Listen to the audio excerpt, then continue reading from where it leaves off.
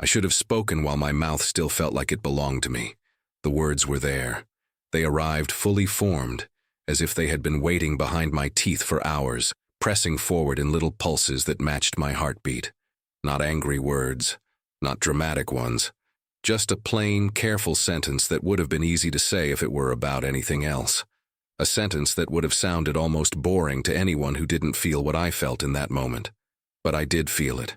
I felt the thin place where everything could tear. It wasn't certainty, it wasn't courage. It was something colder than either, an awareness that came without permission, like hearing a crack in a wall before anyone else hears it, and realizing you're the only one who knows the building is already deciding how it will fall. I remember staring at a small detail that no one seemed to see, not because it was hidden, but because it was inconvenient. The mind has a way of refusing what it doesn't want to hold. It slides off it, the way water slides off oil. And I watched that happen in real time, watched eyes pass over what mattered, watched attention land on what felt solid, what felt clean, what felt controllable. The room, whatever it was, wherever it was, had its own gravity. It pulled everything downward into order, into procedure, into the comfort of things being decided by someone else. There was a rhythm to it, a practiced calm. Even the pauses felt rehearsed, like everyone had learned where silence was allowed and where it wasn't. I had learned it too. That was the problem. There are silences that come from fear, and there are silences that come from training.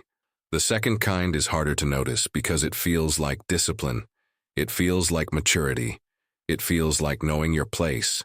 It doesn't shake you the way fear does. It steadies you. It makes your face neutral. It makes your hands still. Makes you look trustworthy.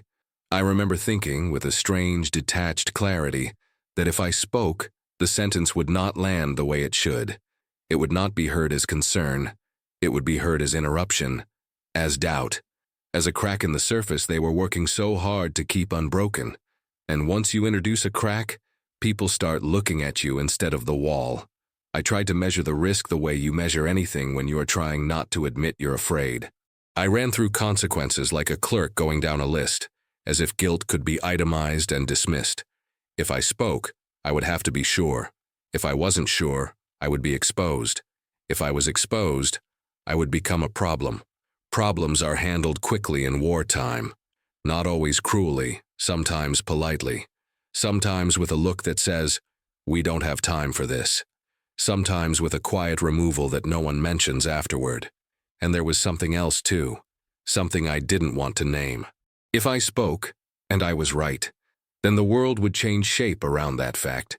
It would force a new set of decisions. It would force hesitation. It would force someone to admit they hadn't seen it.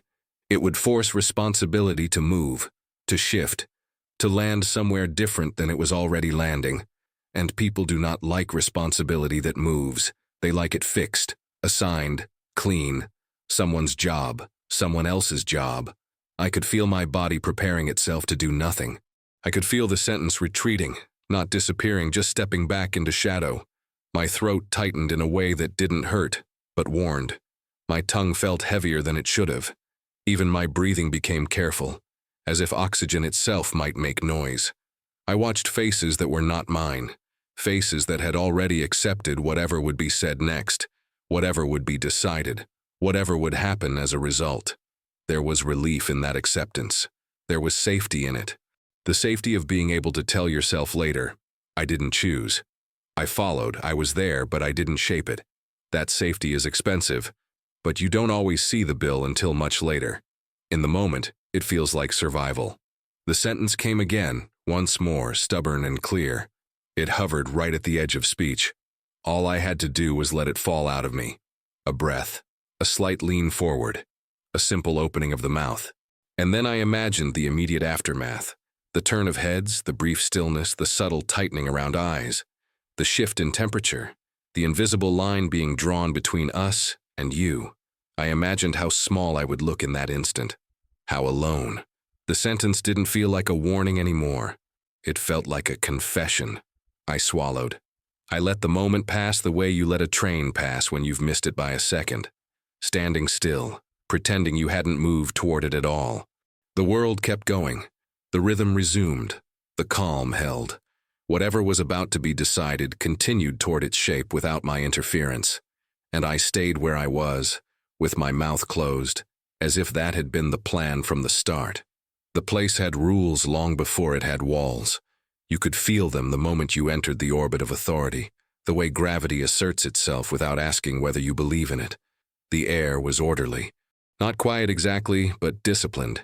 Sounds clipped, movements economical. Emotions filed down to what could be carried without spilling. Even exhaustion had learned how to stand at attention. I wasn't new to it. None of us were.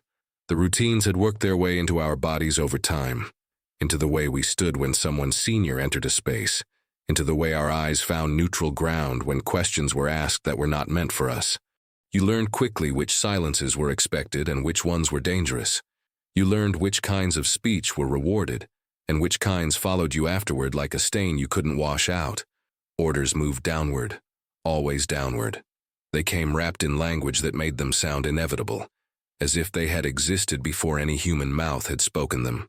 By the time they reached people like me, they felt less like decisions and more like weather, something you prepared for, something you endured, something you did not argue with because argument implied the illusion of control.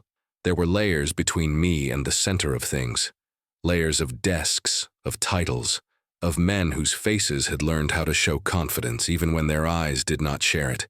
Each layer absorbed doubt, like padding absorbs impact.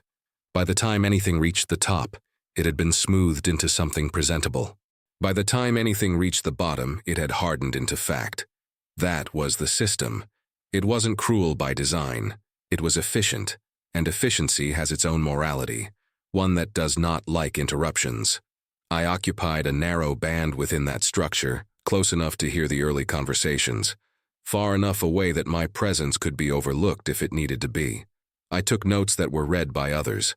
I relayed information that lost some of its urgency with every step it traveled. I watched decisions take shape before they were named as such, watched assumptions settle into place while everyone pretended they were still being discussed. No one ever said, "Don't question this." They didn't need to. The expectation was built into the rhythm of the day. Questions were for clarification, not challenge. Suggestions were welcome only if they aligned with what had already been decided. Concern, if expressed at all, had to be phrased carefully, wrapped in deference, diluted until it no longer sounded like concern. I had seen what happened to people who forgot that. Not dramatic punishment, nothing that would later be written down, just small adjustments, a reassignment that made sense on paper, a delay in promotion that could be blamed on timing, a reputation that shifted slightly, just enough to make others cautious around you.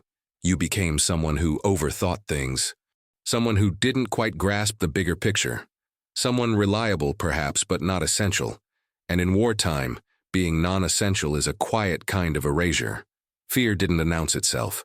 It didn't arrive as panic or trembling hands.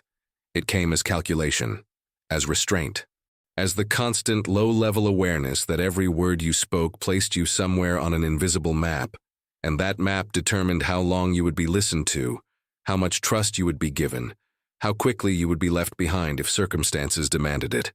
There was also loyalty, that complicated binding thing that grows in shared hardship. We relied on one another in ways that were not always spoken aloud. You learned to read faces, to sense when someone was stretched thin, when confidence was being held together by habit alone. Speaking up didn't just risk your own standing. It risked undermining someone else's authority, exposing their uncertainty to others who were already looking for cracks. No one wanted to be the person who caused that. Days followed a pattern, briefings that felt both urgent and routine, information presented in a way that suggested control, even when control was slipping. Maps, reports, figures, tools that gave the impression of mastery over chaos. And beneath it all, an unspoken agreement. We would move forward, because stopping meant thinking too long about what might happen if we didn't. I remember moments of stillness between tasks, when the machinery slowed just enough for thought to creep in. Those were the dangerous moments, when you noticed inconsistencies, when a detail refused to fit cleanly into the narrative everyone else was accepting, when the sense of inevitability faltered, just for a second, In those moments, you could feel the weight of hierarchy pressing down, not as force, but as expectation. Someone else would handle it. Someone above you knew more. Someone had already considered what you were seeing and dismissed it for reasons you weren't privy to. The structure depended on that belief. Without it, everything would become unmanageable. I told myself those things often. They were comforting in a way. They allowed me to stay in my lane, to do my part without feeling responsible for the whole. Responsibility, after all, was carefully distributed. Too much of it could break a person. The language of command reinforced that distribution. Words like necessary, acceptable, within parameters. Phrases that flattened complexity into something usable. When doubts arose, they were framed as obstacles to be overcome, not warnings to be examined. Momentum mattered. Hesitation was dangerous. Delay could cost lives. So the thinking went. And who was I to argue with that? I was close enough to see the strain in the system, but not close enough to touch it. I could feel the tension humming beneath the surface, like a wire pulled too tight. Others felt it too, I'm sure. But feeling something is not the same as naming it. Naming it gives it weight, and weight changes things. So we moved forward day after day, held together by habit and hierarchy, and the shared understanding that speaking out of turn was not the same as being brave. Sometimes it was just being foolish. In that environment, silence wasn't absence. It was participation. It was the grease that kept the machinery running smoothly. You learn to use it the way you learn to use any tool, carefully, deliberately, always aware of who was watching. And all the while, beneath the routines and the controlled language and the careful deference, the thing I had noticed remained where it was, unaddressed. Not because no one else could see it, but because seeing is easier than saying. Especially when saying feels like stepping outside the structure that keeps you safe. There were moments when the silence felt heavier than speech ever could. They came without warning. A pause in conversation that lingered half a second too long. A question asked in a tone that invited agreement rather than thought. A glance that skimmed past me and landed on someone else, as if the room itself were subtly steering attention away from where it might become uncomfortable. In those moments, my mind would begin its quiet argument. It started innocently enough. Maybe I was mistaken. Maybe I was assigning meaning where there was none. War sharpened the senses, but it also warped them. Fatigue could turn shadows into threats. Familiar patterns could look wrong simply because everything felt wrong. I told myself this often, repeating it like a mantra until it almost sounded reasonable. Almost. Because the doubt didn't go away. It changed shape. It learned how to sit quietly in the back of my thoughts, waiting for the smallest opening, a number that didn't align, a timeline that felt compressed in a way no one acknowledged, an assumption that everyone treated as settled, even though it rested on something fragile. I would feel it then, a tightening just below my ribs, a subtle increase in my pulse. My body recognized the danger before my mind admitted it.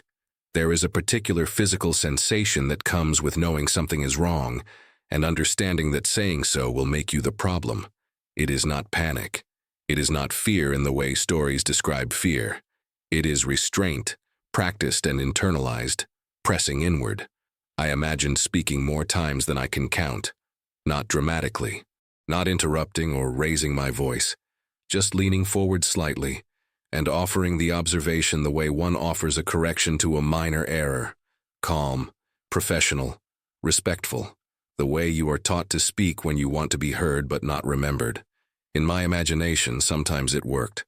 The room would still, someone would nod. The detail would be reconsidered. Adjustments would be made. The disaster I couldn't quite name would quietly dissolve into something manageable. In those versions, no one thanked me. No one acknowledged the moment as anything significant. Things simply changed course, and we moved on. Those were the fantasies that made silence hardest, because they suggested that speaking didn't have to cost me everything, that the consequences I feared were exaggerated, that the system might, just this once, reward attention instead of obedience. But there were other versions too, versions that arrived uninvited, vivid and insistent. In those, the room cooled as soon as I spoke. Faces hardened, not with anger, but with calculation. My words were dissected, not for truth, but for implication. Someone asked a question that reframed my concern as uncertainty. Someone else reminded me of constraints I hadn't considered. The conversation shifted, subtly but decisively, away from the substance of what I had noticed, and toward the appropriateness of my noticing it at all. In those versions, I became visible in the wrong way. Afterward, nothing overt happened. That was the most convincing part. The punishment, if it came, was delayed and diffuse. A sense that I was no longer quite trusted, that my judgment would be double-checked, that my presence in certain discussions was no longer necessary. Doors didn't slam. They simply stopped opening. I told myself that this was paranoia, that I was projecting fear onto neutral interactions. But the system had taught me well.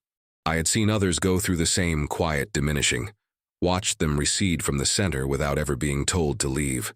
No one said, "You spoke out of turn." The message was conveyed through absence. So I waited. I waited for more evidence, telling myself that caution was wisdom. I waited for confirmation, as if disasters announce themselves politely before arriving. Each time something new surfaced, I adjusted my internal threshold. Not enough yet. Still ambiguous. Still room for interpretation. The threshold kept moving. There was also the question of authority. Even if I was right, even if the thing I sensed was real, what did it matter coming from me? I was not responsible for final decisions. I was not accountable for outcomes in any official sense. My role was to support, to inform when asked, to execute what was decided above me. Speaking up would not transfer responsibility to me. It would only expose me to it. And beneath all of that, there was something more uncomfortable to admit. A part of me wanted to believe that someone else would speak. Someone closer to the center. Someone whose voice carried weight by default. Surely they saw what I saw. Surely they had access to information I didn't. Surely they had already considered this and found it acceptable. Believing that absolved me. It allowed me to frame my silence not as a choice, but as trust. Trust in the system. Trust in experience greater than my own. Trust in the idea that wars, however chaotic, were guided by minds better suited to bear their consequences. At night, when the noise of the day faded, the arguments lost some of their strength.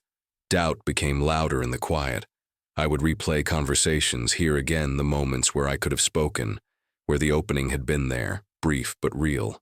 I would imagine different phrasing, different timing, as if the failure had been technical rather than moral. If I had said it differently, if I had waited for a better moment, if I had been more certain. The truth I avoided was simpler and harder. There would never be a perfect moment. Certainty was a luxury reserved for those who had already decided, and every delay made speaking less likely, not more. Silence, once chosen, has a way of justifying itself. I began to notice how my body reacted when those moments approached. A shallow breath, a subtle tension in my jaw. My hands would still, as if any movement might betray the thought forming in my mind. I became skilled at masking it, at keeping my expression neutral, while my thoughts raced ahead to consequences. The skill itself frightened me, because it meant I was adapting, learning how to live with the knowledge without acting on it, learning how to carry it as part of the background noise of the war, no more remarkable than the constant fatigue or the distant sounds that never quite went away. Each time I stayed silent, it became easier, not because the fear diminished, but because the habit grew stronger. The mind is efficient that way. It learns which paths are taken and which are abandoned, and it stops offering the latter as readily. I told myself I was being patient, that I was waiting for the right signal, that I would know when the risk of silence finally outweighed the risk of speech. But deep down, I sensed the truth before I admitted it. I was waiting for the moment to pass, for the decision to be made without me, for responsibility to move beyond the point where my voice could matter. Because once that happened, my silence would no longer feel like a failure of courage. It would feel like inevitability, and inevitability is much easier to live with than choice. The moment did not announce itself as a moment. There was no sharp intake of breath, no sudden stillness that signaled importance. It arrived the way many irreversible things do, quietly, wrapped in familiarity, disguised as routine. The conversation moved forward, the tone steady, the language measured. Someone spoke with the confidence of authority, and others adjusted their posture in response, subtle shifts that acknowledged the weight of what was being said. I felt it before I understood it, a tightening in my chest, not painful, just firm, like a hand closing slowly. My pulse changed rhythm. The room seemed to narrow, not physically, but perceptually, as if my attention had been drawn into a smaller, sharper space where only one thing existed, the sentence forming in my mind, and the knowledge that this was the last place it could still land. The decision was taking shape in front of me, not fully formed yet, but committed. You could hear it in the way language shifted from possibility to assumption, from if to when, from discussion to confirmation. The tone didn't harden, it softened. That was the most dangerous part. Soft language makes things feel settled. It invites agreement without demanding it. I remember thinking, this is it. Not dramatically, not with panic, just a clear recognition, like noticing the last step before a drop. If I was going to speak, it would have to be now, not later. Not after clarification, not once the details were finalized. Now, while there was still a fraction of uncertainty left in the air, the sentence came back to me, the same one it had always been, plain, careful, unremarkable in any other context. I rehearsed it one final time in my head, adjusting nothing. It didn't need improvement. It only needed permission. I felt my throat respond, muscles preparing to do what they had been trained to do since childhood. Speak when spoken to, answer when asked. But this was different. This would be unsolicited. A deviation. A small rupture in the expected flow. I became acutely aware of my body, the weight of my boots on the floor, the stiffness in my shoulders from hours of restraint, the way my jaw clenched without instruction. I could hear my own breathing, shallow and controlled, as if even air had to be rationed. Someone else spoke. A minor contribution, an agreement. The sound of it felt like time moving forward without me. The space where my voice could have entered began to close, not abruptly, but decisively. I told myself there would be another opening, that this wasn't the last chance, just one of many. But the thought rang hollow even as it formed. I knew enough by then to recognize the difference between a pause and an ending. The authority in the room shifted from consideration to ownership. What was being said now was no longer exploratory. It was declarative. The kind of speech that assumes compliance and receives it by default. I looked at the faces around me, some attentive, some already disengaging, minds moving ahead to execution. No one looked uncertain, or perhaps they were simply better at hiding it. Either way, the effect was the same. The collective weight of acceptance pressed down, making resistance feel not just risky, but absurd. Who was I to disrupt this? The question came unbidden, sharp and familiar. Who was I to suggest caution when others had committed? Who was I to imply error when the structure depended on confidence? Who was I to insert doubt into a process designed to eliminate it? The hand in my chest tightened. I felt the sentence recede, not vanish but withdraw, like something that understands it is no longer welcome. My tongue remained still. My mouth stayed closed.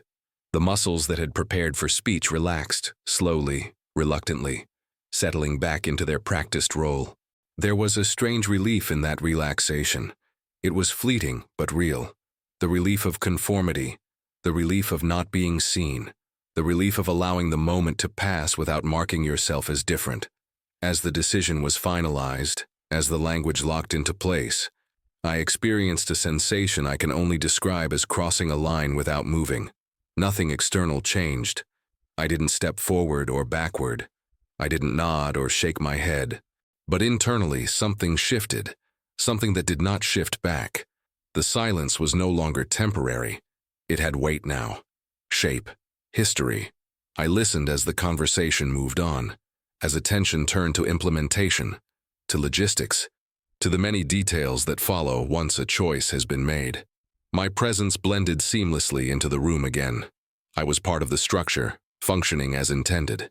No one noticed that anything had been withheld. And that, more than anything else, told me the decision was complete, The consequences did not arrive all at once. At first, nothing seemed different. The days continued in their established rhythm, tasks unfolding as they always had. Messages moved through the channels. Preparations were refined. Adjustments were made that suggested responsiveness, control. If you looked only at the surface, you could convince yourself that the system was working exactly as intended. That illusion lasted just long enough to be believable. I began to notice the small confirmations first. Not proof, not yet. Just echoes of the concern I had buried.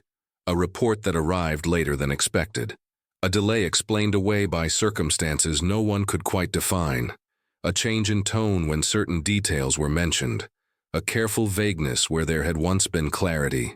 Each time it happened, I felt the same tightening return. Familiar now. Almost routine. My mind reacted before my emotions did, cataloging these moments with a precision that felt involuntary. I did not want to be right. I understood even then that being right would come at a cost that certainty could not repay.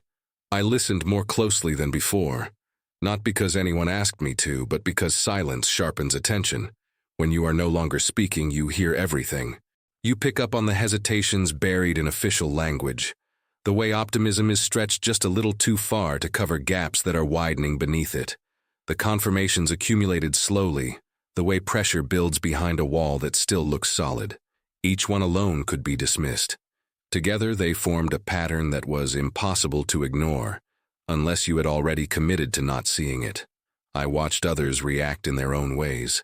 Some grew louder, more insistent, clinging to confidence as if volume could substitute for certainty. Others withdrew, narrowing their focus to what was immediately in front of them, to tasks that could be completed and checked off. A few grew quiet, though not in the same way I had. Their silence was brittle, edged with tension. No one spoke the thought that hung between us. I wondered more than once if anyone else had noticed the same thing I had. The question haunted me in unexpected moments. During briefings, I would catch a flicker in someone's eyes and feel a sudden, irrational surge of hope, that perhaps they were thinking it too, that perhaps I was not alone in this awareness. But hope requires action to sustain it, and none came. The first undeniable sign arrived without ceremony. It was described in neutral terms, carefully framed to minimize alarm. A deviation, an unforeseen complication. Language chosen to suggest inconvenience rather than failure. But beneath the phrasing, the reality was unmistakable. Something had gone wrong in precisely the way I had feared, along the line I had traced silently so many times in my own mind. I felt no satisfaction, no grim validation, only a hollowing sensation, as if something inside me had been scooped out and left exposed. The part of me that had still believed my silence might be harmless went quiet then, finally conceding defeat. From that point on, the confirmations came faster. Each new development carried the same signature, the same quiet inevitability. The system responded as it always did, by adapting around the problem rather than addressing its origin. More measures, more adjustments, more language that emphasized resilience and resolve. The machinery strained, but it did not stop. I watched the strain translate into people. Fatigue deepened, not just physically, but mentally. Conversations grew shorter.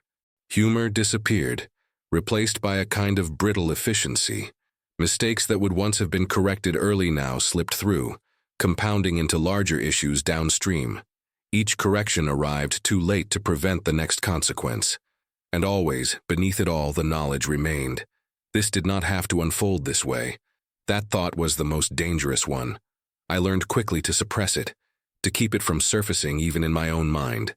Because once you allow yourself to believe that something was preventable, you must also confront the question of why it wasn't prevented. And that question leads inevitably back to moments like the one I had survived by staying silent. There were faces I could no longer look at comfortably. Not because they accused me, none of them knew what I had withheld, but because I recognized in them the cost of a decision I had not challenged. The cost was not always dramatic. Sometimes it was a subtle change in demeanor, a heaviness that settled into posture and never quite left. Sometimes it was absence, explained in official terms that left no room for personal meaning. I began to measure time differently, Not in days or weeks, but in before and after. Before the moment I could have spoken. After the moment I chose not to. Everything that followed felt like an extension of that silence. A long echo stretching outward, touching people and places far beyond the room where it had begun. Sleep became unreliable, not because of nightmares, but because of repetition. My mind returned again and again to the same sequence of events, replaying it with merciless precision. The way the language shifted, the way my body responded, the exact second when I let the sentence retreat. I searched those memories for alternatives, for some overlooked variable that might absolve me. But memory, when examined closely, is unforgiving. It does not lie to spare you. It presents the moment exactly as it was, stripped of the excuses you layered over it afterward.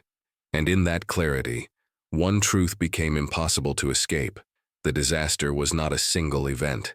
It was a process, a chain of consequences set in motion not only by flawed decisions, but by the absence of challenge, by the quiet consensus of silence. I did not carry the full weight of what happened.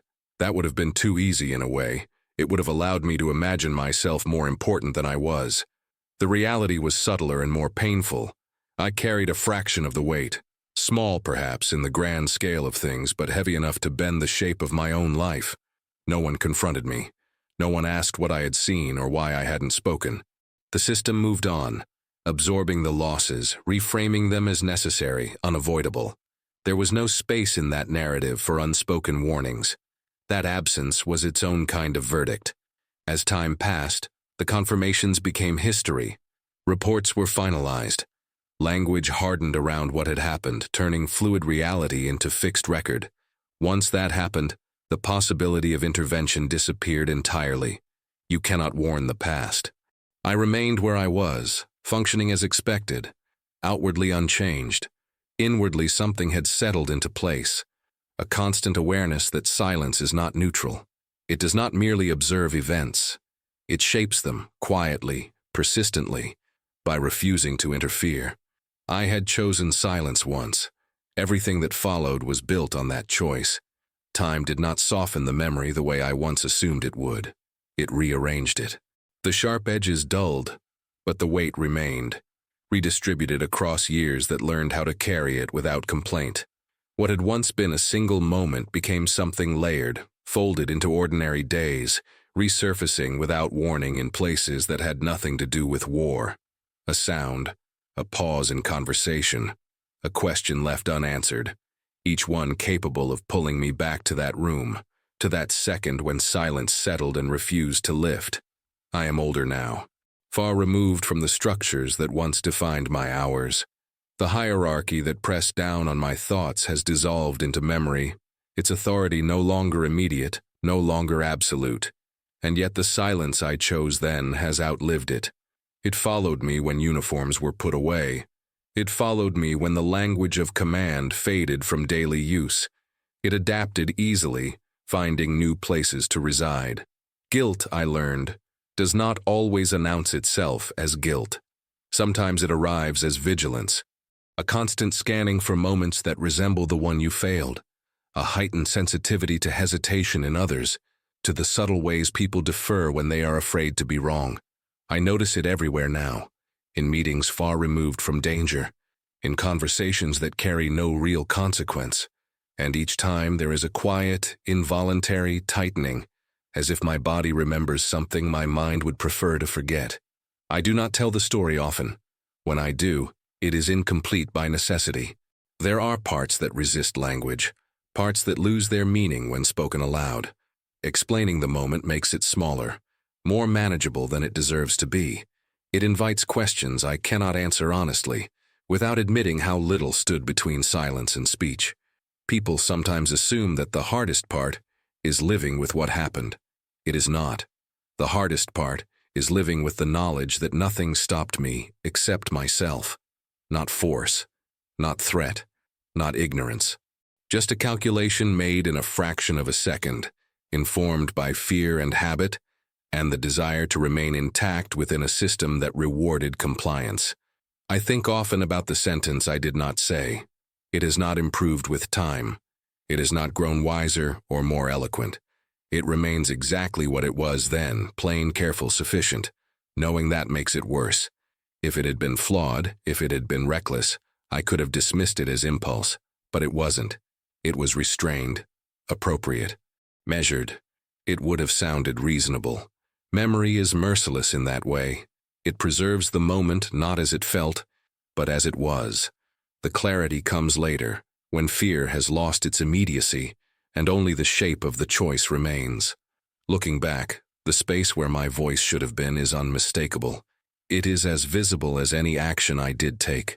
There are no dreams where I speak and everything changes. My mind does not grant me that mercy. The past remains fixed, indifferent to revision. The silence stands exactly where I left it, an immovable fact that resists reinterpretation. I have tried over the years to frame it differently, to call it inevitability, to remind myself of my position, my limitations, the countless variables beyond my control. All of that is true, and none of it erases the moment when control, however limited, was still mine. What lingers most is not the scale of the consequences, but their intimacy.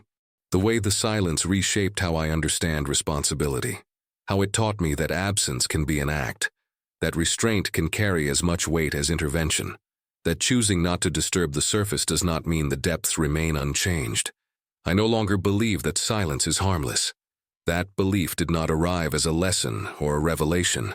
It arrived slowly, through accumulation, through the steady realization that the most enduring damage is often inflicted quietly, by people who tell themselves they are being careful, patient, respectful, people like I was. There is no redemption built into this memory, no final balance where things even out. The silence did not make me a villain, and that perhaps is what makes it so difficult to live with. It made me ordinary. It placed me among the countless others who saw something forming, and allowed it to continue, because interruption felt too costly. I carry that ordinariness with me now. It surfaces in moments when someone hesitates before speaking, when a warning trembles on the edge of expression. I feel the old tension then, the familiar pull between caution and responsibility. I do not always choose differently. I am not claiming transformation. I am claiming awareness, and even that feels insufficient. Some nights, when the world is quiet enough to resemble those pauses I once feared, the memory returns without invitation, not as accusation, not as drama, but as presence, a reminder that the most consequential choices are often the ones no one witnesses. I did not speak, and that silence, once chosen, never really ended.